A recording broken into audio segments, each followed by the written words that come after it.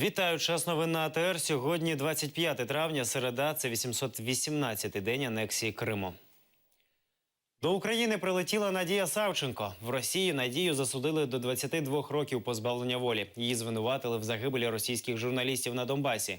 Адвокати доводили, що Надію викрили ще до загибелі росіян. Російські терористи вивезли українку до Росії, де висунули звинувачення. Надія Савченко кілька разів оголошувала голодування, в тому числі і сухе, вимагаючи свого звільнення і повернення в Україну. Сьогодні відбувся обмін Надії Савченко на двох російських ГРУшників – Олександра Олександрова і Євгенія Єрофєєва, яких затримали минулого року в зоні конфлікту на Донбасі. Український суд покарав росіян на 14 років ув'язнення з конфіскацією майна. Президент Росії Владимир Путін сьогодні помилував Надію Савченко. Президентським літаком її повернули до Борисполя, де Надія Савченко кілька хвилин поспілкувалася із журналістами. Дякую. Перше, що я хочу вам сказати, це те, що я на волі. Я хочу попросити вибачення у всіх матерів, діти, чиї не повернулися. І за то, а я ще досі жива. Я хочу вибачення попросити в тих матерів, діти яких сидять в неволі, а я на волі. І я хочу вам сказати, так, я не поверну мертвих, але я завжди готова покласти своє життя ще раз на полі бою за Україну. І я зроблю все можливе, щоб кожна дитина, яка сидить зараз в неволі, була на волі. Всі герої України не повинні помирати. Дуже вигідно, коли герої мертві. Погано, коли вони живі, всім погано. Але ми будемо жити. І герої будуть в Верховній Раді України. Вони будуть в Україні, Верховної Ради України, герої будуть на заздрість російських домі. І вони будуть на славу Україні, на подяку українському народу. У нас буде Верховна Рада складатися з тих людей, які того гідні. Ми будемо жити в Україні так, як гідно жити повинна людина. Я не знаю, як це зробити, я вам чесно кажу. Я не буду обіцяти, що це буде завтра. Я вам скажу, що я готова померти кожної секунди за те, щоб це було. І це буде. Дуже вам дякую всім людям за те, що ви боролися за мене і за кожного, повірте, через мене, чи я перша, чи хто був би перший. Ви боролися за кожного, хто буде на волі. І якби люди не говорили, то політики б мовчали вічно. Тому дякую всім людям, дякую вам всім. Хочу сказати дякую тим, хто бажав мені добра, тому що завдяки вам я вижила. Хочу сказати дякую тим, хто бажав мені зла, тому що на зло вам я вижила. І хочу сказати дякую тим, хто був байдужий. Дякую за те, що не мішали. Дякую всім. З аеропорту Надія Савченко поїхала до адміністрації президента. Петро Порошенко нагородив Надію орденом Золотої зірки. Його отримують Герої України. Це звання Надія отримала 2 березня 2015-го за незламність волі, громадянську мужність та жертовне служіння українському народові. Цей день, коли на Україну повернулася Надія. Надія Савченко. І надія, і тверда віра в нашу перемогу. І так, як ми повернули Надію, так ми повернемо Донбас, так ми повернемо Крим під український суверенітет. Указом Президента України за незламність волі, громадянську мужність, жертовне служіння українському народові присвоєно звання Герой України з врученням ордена «Золота зірка» Савченко Надії Вікторівні.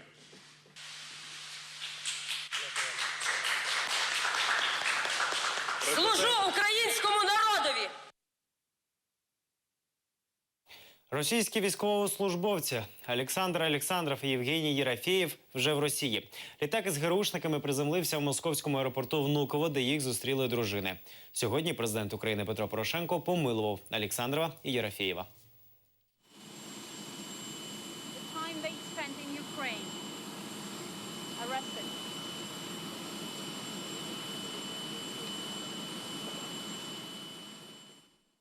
У Бахчисараї зник член виконавчої ради Світового конгресу кримських татар. Автівку Ервіна Ібрагімова зупинили вчора неподалік від дому невідомі, ймовірно, працівники ДПС.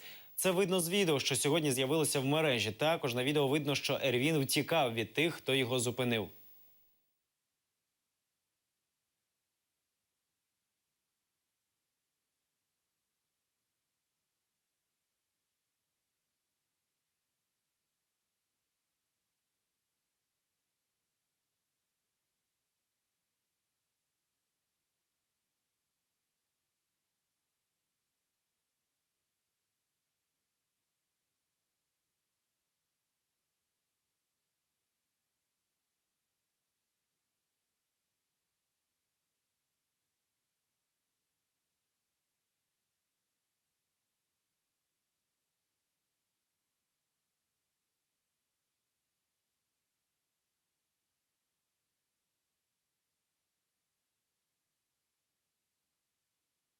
Сьогодні вранці автівку зниклого Ервіна Ібрагімова знайшли відкритою перед під'їздом його будинку. З ним немає зв'язку і нічого не відомо про його місцезнаходження. Є лише кадри його викрадення. Вранці він з друзями мав їхати у Судак на засідання суду, але до місця зустрічі він не прийшов. Ервін розповідав, що 17 травня за ним стежили невідомі на Шкода Октавія А6 номер 350 36-го регіону. Стежили біля будинку, а потім слідкували за його машиною. Однак в наступні дні переслідування він не помічав. Свої припущення про зникнення висловив заступник голови Меджлісу Наріман Джелял. Как нам стало известно, вчера около 11 вечера Эрвин Ибрагимов, находясь, видимо, в машине своей, позвонил отцу, спросил, где находятся документы на машину, после чего он больше на связь не выходил. Через какое-то время, буквально там в остановке, наверное, от дома, недалеко от дома, в Бахчисарае, был найден родителями, отцом его автомобиль. Ключи от машины находились в замке зажигания, бардачок был открыт, сама машина, получается, была не закрыта. На данный момент, что с Эрвином, где он находится, к сожалению, неизвестно. Телефон его выключен. Мы обратились уже и в полицию, и в ФСБ. Нигде нам никакой информации не дают. У нас нет информации, чтобы Эрвин был замешан в каких-то там делах, чтобы с ним это могло происходить что-то такое там связано с коммерцией или с незаконной деятельностью и так далее. Эрвин Ибрагимов известен как активный член Бахчисарайского регионального меджлиса, он член исполнительного совета Всемирного конгресса крымских татар. В принципе, не скрывался и свою позицию по поводу происходящих вещей говорил. Мы не исключаем, что здесь может быть завязана и политическая его деятельность, но пока что утверждать что-то мы не можем, потому что слишком много неизвестного. Суд над учасниками так званого автопробігу 18 травня у Судаку перенесли на невизначений час.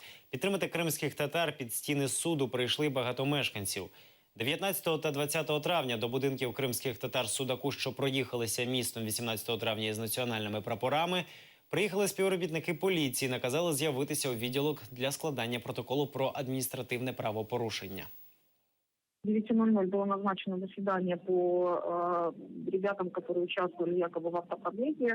В 9:00 ребята прибыли вместе с родителями, вместе с адвокатами. И, собственно говоря, поддержать ребят приехали не только и ближайшие друзья, но и достаточно большое количество судакчан, крымских татар, которые проживают в Судаке. Ну и были еще гости, так сказать, из Симферополя. Мы прождали где-то около 40 минут. В течение 40 минут нам удалось выяснить, что судья находится, который должен рассматривать данное дело, находится в совещательной комнате по совершенно другому уголовному делу. И что раньше, чем до обеда, судья не освободится. Собственно говоря, нам объявили, что ребятам позвонят из суда, из секретариата, сообщат о времени. Очевидно, это будет сегодня, после обеда, как нас ориентировали, но дополнительно, то есть ребятам сообщат о времени, на которое будет назначено само заседание. На суд, когда в 9 утра мы подошли, мы наблюдали пока только представители полиции, которые, собственно говоря, составляли административный протокол. Представители ГИБДД не явились пока, но и полиция, и мы настаиваем на их присутствии в суде, поскольку это они были инициатором всего мероприятия, связанного с задержанием ребят и так далее. Арсена Джипарова, якого судять по справі Хізб ут-Тахрір, перевели у камеру із гвалтівниками. Про це повідомив адвокат Еміль Курбедінов. На його думку, це тиск на Джипарова та його родичів. Арсен Джипаров помещен в камеру с лицами, обвиняемыми в изнасиловании. Потом его перевели на 2 дня в карцер. Затем поместили в камеру так называемую пресс-хату, где доходило до конфликтов. Затем опять вернули в камеру с насильниками. Все это делается, по-видимому, для сговорчивости. Читать намаз Арсену в этих камерах не дают. Также неизвестные пытаются влиять на родственников, уговаривая их поговорить с Арсеном, чтобы он был сговорчивей. Следует добавить, что Арсен Джипаров еще на воле подвергся агрессивной вербовке. Еще будучи на воле, и с работы уволили, и ДТП организовали. Затем арестовали и обвинили в терроре. Кримських татар хочуть вичавити з Криму. Про це заявив координатор Кримської контактної групи з прав людини Абдурішид Джипаров. Він вважає, що російська влада Криму має на меті зробити з корінного народу правопорушників, терористів та екстремістів. І вони роблять все для реалізації своєї мети. Прежде всего для запугивания, для подавления воли, для подавления, в общем-то, всякого желания там вообще жить в Крыму, потому что чем больше таких явлений, чем больше таких, в общем-то, вещей, и у многих, может быть, они думают, что у многих возникнет желание выехать из Крыма как бы от проблем подальше. Вот как бы еще как бы цель выдавливания отсюда нашего населения. Это просто крымские мусульмане. А для этого не обязательно быть там экстремистами или даже быть членом Хизбут Тахрир. Просто пока решили, что этот бренд проходит. Почему их забирают? Ну, все понимают, что когда речь идет о просто людях, тогда включаются правозащитники, мир, Европа и все остальное. А когда вдруг говорят о исламистах, о мусульманах, и их как бы окрашивают, там, не знаю, там, террористы, кого-то, и у них как-то начинают задуматься, может быть, это правда, может так. Поэтому они, видимо, это уже проверили, вот у них конвейер обкатан, и они как-то, видимо, решили нас сделать под эту статью. Как раз дело в том, чтобы очевидить, чтобы, на самом деле, от нас отказались и те, кто за нас там, ну, в общем, все, кто с нами солидаризируется. Ліля Буджурова запропонувала створити фонд допомоги дітям засуджених кримських мусульман. Головний редактор сайту про кримських татар Crimean Tatar Club запропонувала створити фонд або ініціативну групу для зв'язку з дружинами і батьками ув'язнених, щоб мати можливість надати їм постійну фінансову допомогу. Вона нагадала, що зараз сім'ї політв'язнів залишилися без годувальників. Буджурова написала: «Тепер це наші діти». Всі, хто готовий приєднатися до ініціативи, просимо надсилати свої контакти на електронну пошту або за телефоном, що ви зараз бачите на екрані. Судебное заседание. Дома. На одній з вулиць Сімферополя люди страждають від бездоріжжя. Востаннє дорога на Петровській Балці була заасфальтована понад 40 років тому. Зараз після кожного дощу вулиця перетворюється в ріку із грязі та мулу. Мешканці жаліються і до російської адміністрації Сімферополя, і до окупаційної влади Криму. Однак результату це не дало. У нас здесь канализации нет. Здесь, если дождь идет, от забора до забора. Это целая проблема. Приходят к нам контролеры с водоканала, спрашивают, где ваш колодец? Колодец засыпан илом, грязью, водой. Засыпан колодец. Это большая проблема на самом деле. По этой тропинке идет вся Петровская балка, и людям очень тяжело идти. И это все под моим двором, и я это все вижу. Ходить невозможно, детям бегать негде, играться. Старики мучаются, идут по улице. В общем, такси, скорая помощь – это не для нас. В зимний период времени у нас очень много людей. То ли руки ломают, то ли ноги. Освещения там тоже никакого нет. Первый этап ремонта дорог – это ямочный, так называемый текущий ремонт. Это сегодня докладывал руководитель ДГХ. В селі Яшильдах Сімферопольського району мешканці змушені ходити по 2 кілометри, аби дістатися асфальтової дороги. Кілька років тому селяни своїми силами зробили дорогу до селища, організували маршрут, що заїжджав до села. Проте дорога дуже швидко зіпсувалася, її визнали аварійною, а автобус припинив їздити через Яшильдах. В прошлом году нам в конце года привезли, значит, переработанный, скажем так, асфальт, который снимали в городе, и делали нам отсыпку от начала нашего поселка и вот до этой остановки. Сказали, что на 500 000 нам дорогу засыпали. Приезжает ГИБДД, нашу дорогу, значит, не принимает. Опять у нас дорога аварийная. Это буквально сразу на 3-й или на 4-й день. Вот. И транспорт нам опять, значит, не пускают. Когда снег, когда дождь, мы полностью пешком идем. Я каждый день обычно хожу 3,5 километра. Оттуда сюда. Иногда по рабочим дням 7 километров. Подвозит иногда до конца бетонной дороги. И все, а там все люди пешком идут. В году мы попытались исправить ситуацию. потратили 500 000 собственных средств на восстановление дорожного подкрытия. Была проведена работа по подготовке, прежде чем уложить, а потом вырубка была закатана катками уже на подготовленную поверхность. И это стоило 500 000 рублей. Однако этого оказалось недостаточно, и перевозчик не возобновил маршрут. До приїзду Дмитрія Медведєва на південному узбережжі Криму терміново почали лагодити дорогу. Кримський блогер Сергій Псарьов опублікував на YouTube відеорепортаж про підготовку дороги до приїзду прем'єр-міністра Росії. Але це не капітальний ремонт, а косметичний. Довго він не протримується, стверджує блогер. Мешканці розповідають, за останні 2 роки дороги зовсім не доглядали і не ремонтували. С 5 утра работаем. С 5 утра работаете? А вы знаете, с чем связана такая... Да, с Медведевым. С Медведевым? Да. Скажите, а раньше эту дорогу никто не делал? Да ее года 2, наверное, не делали вообще. Вообще не делали? Сейчас выгнали всех дворников, вот это вот убираем. Это срочно выгнали? Ну, получается, срочно. И ямы, я смотрю, позаделали. Да, до 1 ливня и все. Это 100 пудов, потому что вот эта крошка, это с прошлого раза так засыпали. Вот это ж порнография, это не засыпали. До 1 ливня? До 1 хорошего ливня. И потом оно все водой смывает вниз. Я 8 лет в Алупке, здесь сам я крымский. Вот. И с каждым годом дороги хуже и хуже и хуже. Никому нету никакого дела. Приехали, нам мешок цемент бросили, ни воды не привезли, ничего. Делайте как хотите. Но мы смекались, то нашли выход с положения. Я просто удивляюсь, что курортный город так вот живет. Люди приезжают, говорят, да мы больше сюда не приедем, тут сильно грязно, и все. Приезжают только посмотреть дворец, едут куда-то, где почить. У Криму останній дзвоник відзначили з кримсько-татарською та українською символікою. У мережі опубліковані фотографії зі святкування останнього дзвоника в окупованому Бахчисараї. Багато хто в деталях одягу підкреслив свою приналежність до кримсько-татарського народу і України. Обов'язковим атрибутом у школярів були елементи національного кримсько-татарського одягу – феси на дівчатах і кушаки на хлопцях.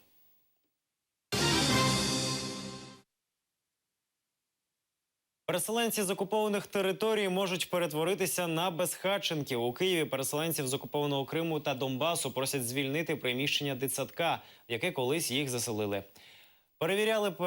Поневіряли переселенців, з'ясувала наш кореспондент Ельвіна Сейдбулаєва. А здесь вот у меня еще тут 4 детей. Тут 2 тут и 2 тут. Зараз Ганну Бардюк разом з родиною просять залишити приміщення. Вони переїхали з окупованого Криму. Розповідає, тут в центрі допомоги переселенцям вже близько року. Відкрив його мер Віталій Кличко за фінансовою підтримкою USAID.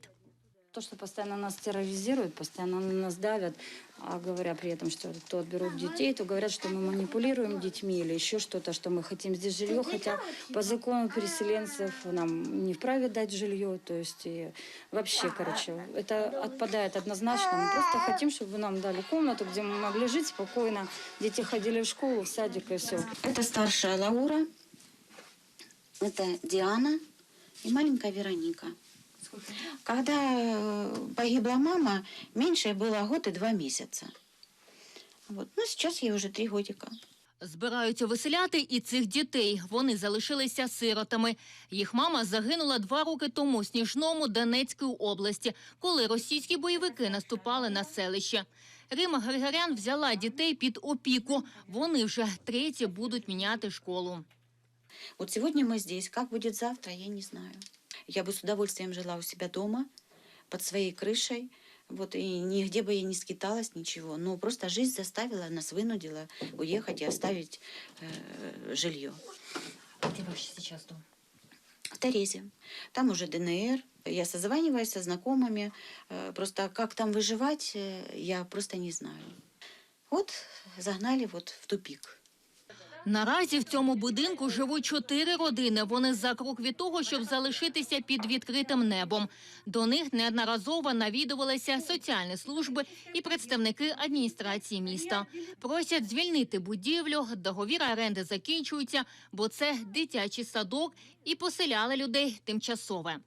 Слышите, до августа месяца мы вынуждены освободить помещение. Уже вот июнь на носу. Поэтому давайте вместе искать максимально удобное для вас место. В тот момент, когда заселяли сюда людей, это помещение было не рассчитано на переселенцев изначально. Это был центр для детей. Их временно переместили сюда для того, чтобы они не остались на улице. Один на один с собой проблемой. Этим занимались и социальные службы, и службы у справах детей. Понимаете? То есть, предупреждали об этом. Да, предупреждали, что на полгода. Это как приют. Есть варианты. Мы предлагаем, просто людей это не устраивает. Они хотят в Киеве. Варіанти були різні. Серед запропонованих варіантів – Запоріжжя, Житомир, Черкащина. Те, що пропонують нам радники Мінсоцполітики, пропонуємо ми, абсолютно. Це теж тимчасово на півроку чи як? Ні, це більш тривале перебування, але за гроші вже. Чисто символічний, 300 гривень з особи. Наразі соцслужби шукають компроміс. Долучилися і журналісти. Вже найближчим часом разом поїдуть шукати житло переселенцям. Ільвіна Сідулаєва, Іслам Пінка, Заман, АТР. 30 та 31 травня стартує молодіжний форум «Майбутнє Криму». У Києві обговорюватимуть кримсько-татарську освіту, історію та культуру. Основний акцент буде на неполітичних темах. Мета форуму – об'єднати кримсько-татарську молодь. Учасники приїдуть з Туреччини, Польщі, Литви, Румунії, Великої Британії, Узбекистану, Німеччини та України.